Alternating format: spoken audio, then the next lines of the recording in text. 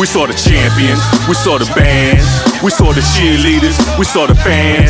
They say on any given Saturday it's possible to win. So let's talk about the season from the start to the end. We saw the champions, we saw the bands, we saw the cheerleaders, we saw the fans. They say on any given Saturday it's possible to win. So let's talk about the season from the start to the end. Happy Thanksgiving weekend, everyone. By now, your roasted turkey has turned into turkey salad and turkey sandwiches.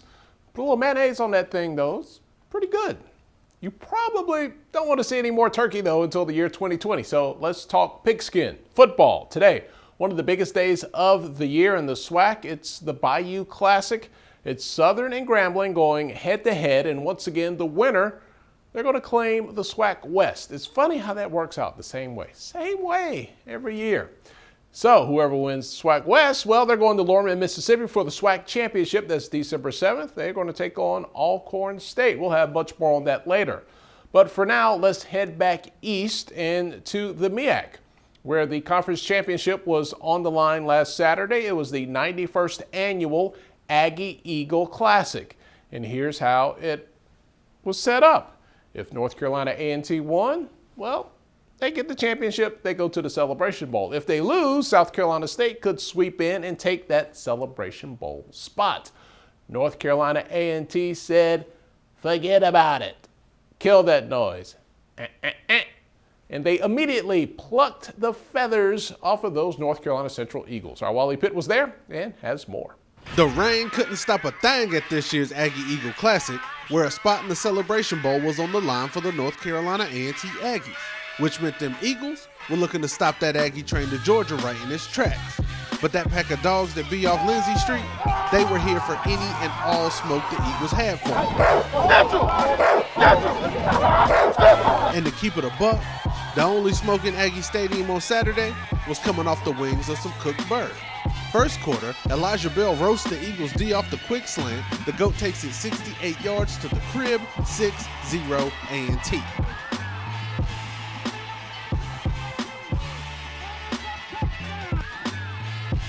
Still in the first, and it's got to be close to Thanksgiving with the way Jermaine Martin carved the bird on this play. 20 yards, another score added to the single-season A&T touchdown record, and y'all see him tooting that horn because the Jermaine train done pulled into the station. 13-0 Aggies.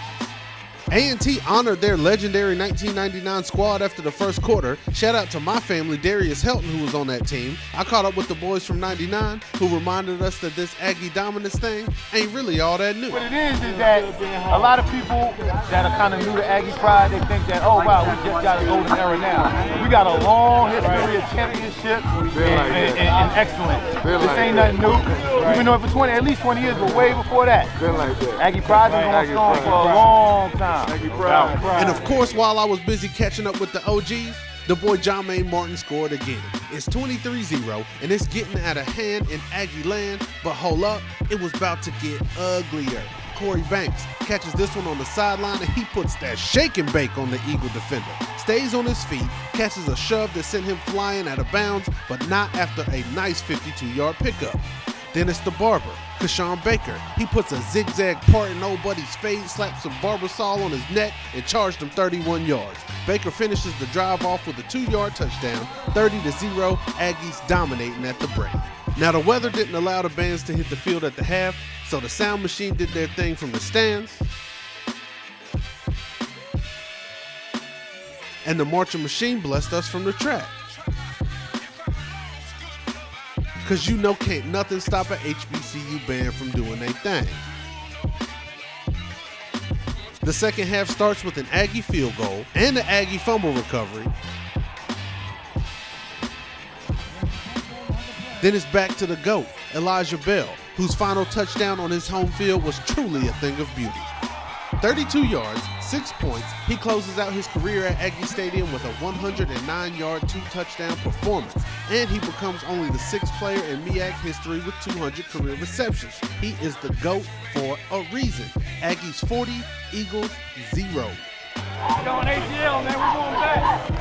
Repeat, man, let's get it. Now we gotta take a moment to appreciate how this A&T defense was gnawing on that Eagle neck bone all afternoon long. The Aggie D held NCCU to -6 rushing yards, 15 passing yards. That's 9 total yards all game. Yeah, 9 yards. This here was the Aggie defense's second fumble recovery of the day. And it led to Deshaun Baker's second touchdown of the day. This one from 5 yards out, and it's 47-zip. Unfortunately for NCCU, it's still the third quarter, and A&T quarterback Kingsley Afidi takes it up the middle. The Eagles thought he was down, but he just rolled over his dog, hopped up, scores a 34-yard touchdown to make it a 54-0 ball game. And bruh, this one was over by the fourth quarter. A&T gets their second straight blowout shutout in the Aggie Eagle Classic, and the Aggie sideline turned into a whole party as they get the MEAC three-peat and are headed back to Atlanta, or as they were calling it, Aggie Land. Hey, back in the A with it. 3 times I'm going back in the A with it. You feel me? Ain't no one doing what we do. Ain't no one doing what we do. You can't do it. Hey, you can't say NCO without the Aggies. Hey, we ain't no home no more. You feel me? You feel me? Atlanta A&T, that's what that is. We back in the crib. We back in the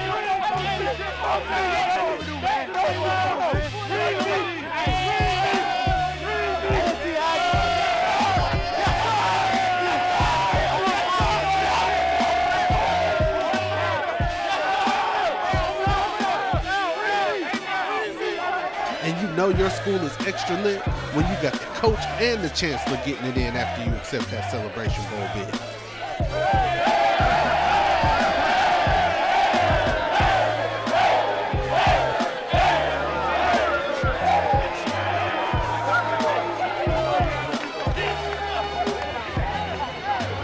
Champion Martin, you got quite a dance there, Champion Martin. So North Carolina A&T is in the Celebration Bowl once again. This is going to be their 4th appearance in the 5-year history of the event, and the Aggies thus far have yet to lose to the SWAC. They've gone 3-0 in their Celebration Bowl appearances. Next weekend, we're going to break down the SWAC championship game and see who has the best shot of doing some business with North Carolina A&T. But we are not done with the MEAC just yet, because South Carolina State, they are the co-champions of the MEAC. They had the same conference record as North Carolina A&T, but they lost that head-to-head matchup. It was a close game, but they lost nonetheless, so no Celebration Bowl.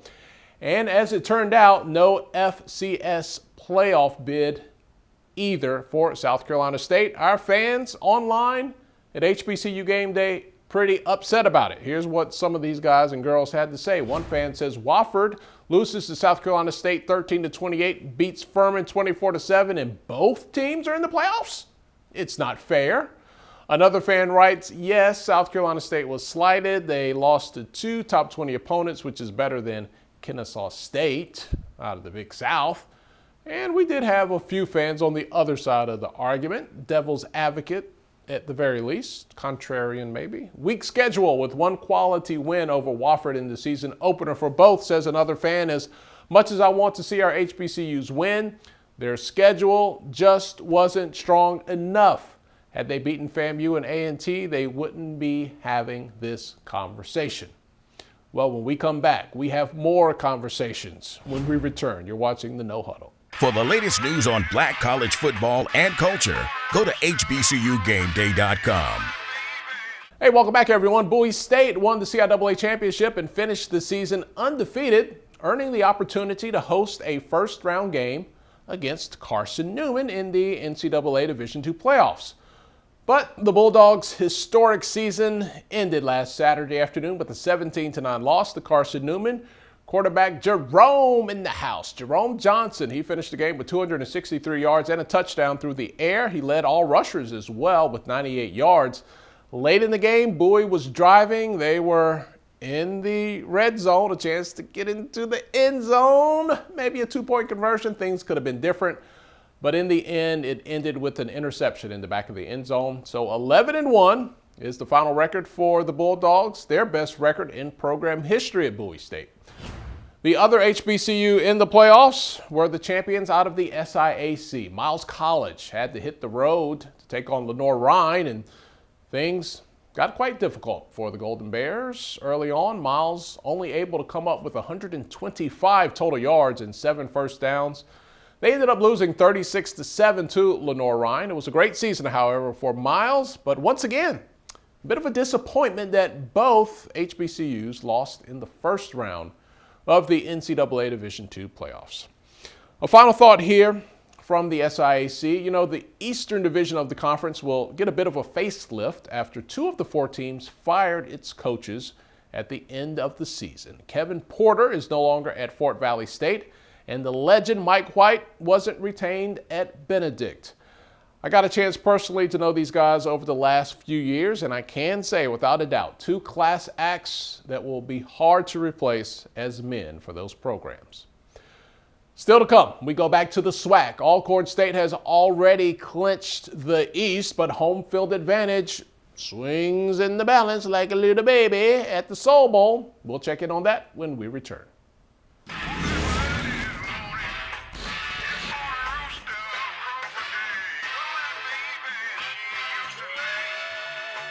Hey everybody, Jackson State. They were out of the running in the SWAC East, but Saturday was still a chance for some bragging rights at the very least, taking on Alcorn State, hosting them in the Soul Bowl. I love saying that. Maybe too much for the microphone. Let's head back down to Jackson, the regular season finale.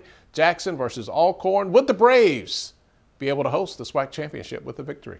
Jackson, Mississippi, home of the Sonic Boom, JSU Tigers, and yet another year the Tigers will not play for the SWAC championship.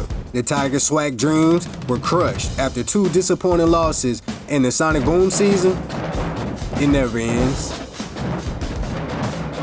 JSU may not play for the cup, but spoiling Alcorn's home field advantage dreams will do justice and help bring relief to a hurtful season. Alcorn being 5-time division champ, led by Felix Triggerman Harper, who has his team just pretty much chilling, cooling, relaxing into the title game, still came in on fire, juiced up, and I mean even, the sounds of dynamite came in looking pretty perfect. As the rest of the guys came out and got crunk with the rest of the fellas, I caught a glimpse of Jackson native but Miss Alcorn State, Jakiah Gray, as the band started the 0 quarter. Jackson State wanted all the smoke, as you would expect from the Sonic Boom. Jackson State also celebrated Senior Day, which they acknowledged the senior football players and the senior cheerleaders, as this will be the last performance in the stadium as students. Congratulations to them as well as all other seniors around the HBCU world. Now to some football. Early on in the game, it was kind of slow. It was looking like it was going to be a defensive battle. Neither team could crack each other's defense, but it was clear that Alcorn's defense was going to be a little bit too much for Jackson State. Jalen Jones drops back, and he thinks he has a receiver, but he overthrows it, and Alcorn State, Torrance Wilson, number 22, intercepts the ball, and he's going to the pipe, man. On the ensuing drive, Alcorn fumbled the ball. Jackson State recovered. It looks like we have a game. Alcorn State continued to show the stingy defense that has been present all season long. Then we had a botched field goal. I got lost, so did the fans, but nonetheless, Alcorn prevailed and made the defensive play. On the ensuing drive, Felix drops back. He's looking for Pringle, but we had pass interference. So what does Felix do? He tells him line up on the other side. We're going to try the other side. He goes 33 yards and drops the baby. After making the extra point, Alcorn goes up 7-0 in the first half.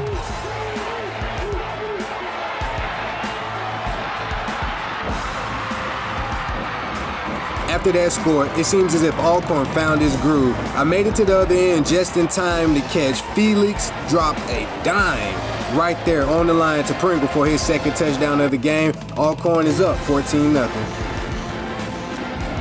I missed the fumble on the kickoff, but Alcorn recovered, and it led to 3 more points, and they went up 17-0.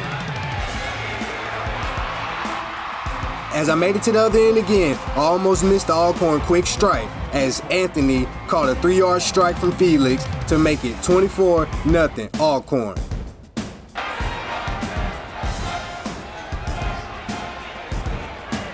Alcorn continued to have his way. JSU couldn't find itself, so Alcorn decided to run the score up. Jackson State coaches was trying to muscle up something to tell the offense to get them started. On this play, Felix drops back, and he fires a 65-yard bomb to Chris Blair, who takes off, and he's trying to outrun the defenders, but they finally drag him down. After a penalty took him back just a few yards, Harper told Blair, "I'm not going to leave you hanging. Since you are Alcorn's leading receiver, I'm going to hook you up with this 14-yard touchdown." And there he goes. Okay, Alcorn going up 31-0 at half. This game's pretty much over. Everybody's pretty much just waiting for the band, so we might as well get to halftime. The Alcorn State Marching Band put on a show that resembled the football's performance in the first half.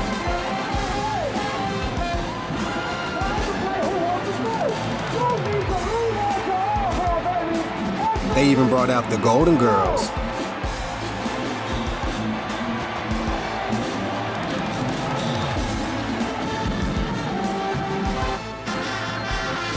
In true Jackson State fashion, the Sonic Boom came out as if they were the team that was up in the first half, but nothing will stop a Sonic Boom halftime show. After the halftime show, it was still Alcorn who was the last ones dancing. It was Alcorn walking away victorious 41-6 in the 2019 edition of the Soul Bowl. The next game for Alcorn will be the SWAC Championship, which they won home field advantage, and will play the winner of the Bayou Classic between Grambling State Tigers and the Southern Jaguars.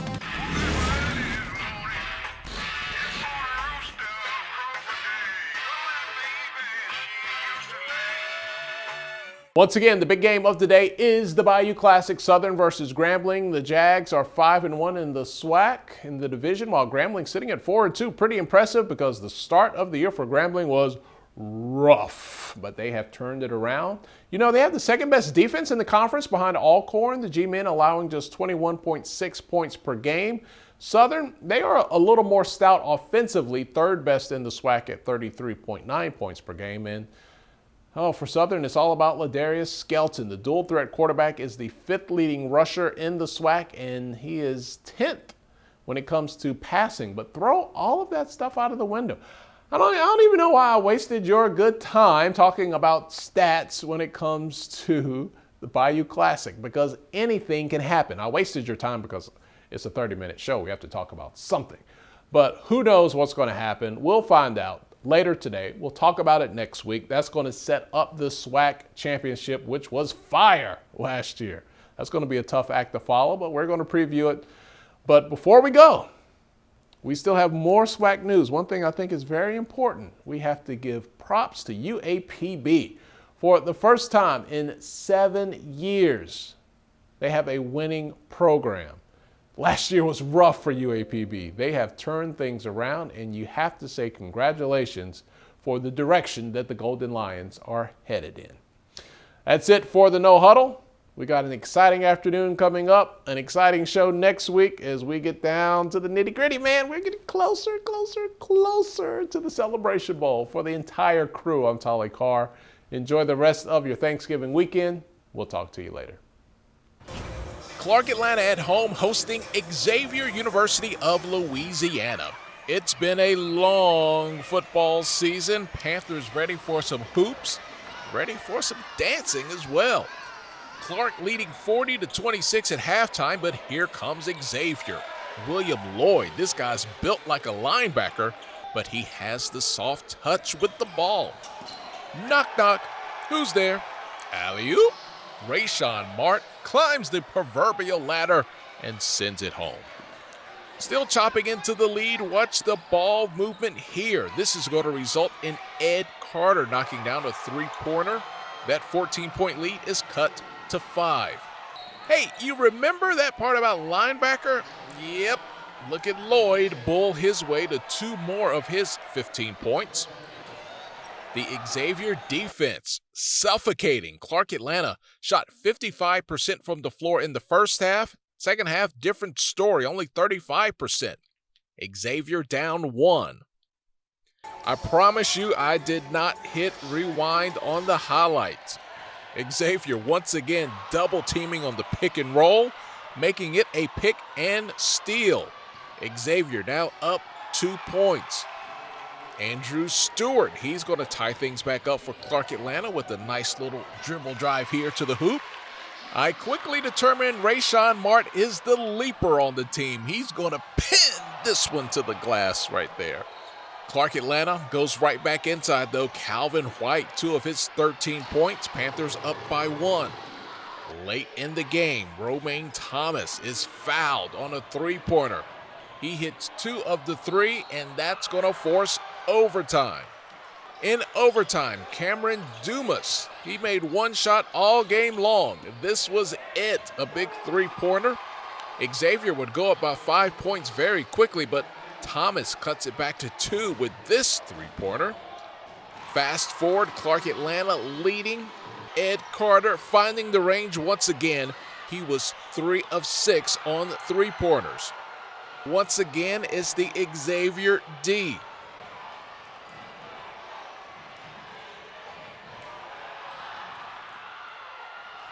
Two free throws later, and it's a 3-point game with only seconds remaining.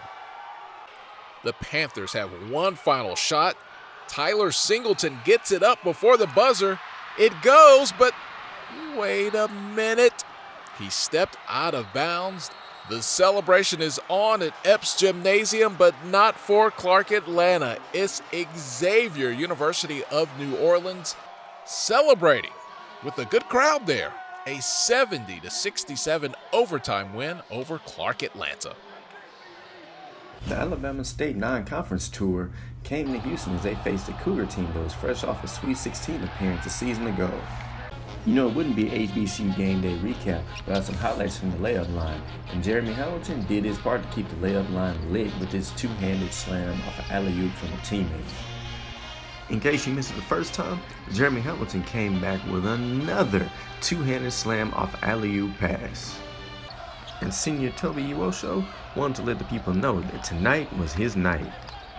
Unfortunately, Alabama State gave up one too many big plays to the Cougars, but they continued to find small mistakes in the U of A's defense that allowed them to capitalize. Alabama State's Toby Iwosho had a career night as he finished the night with 23 points, but it wasn't enough, as the Alabama State Hornets fall 84-56.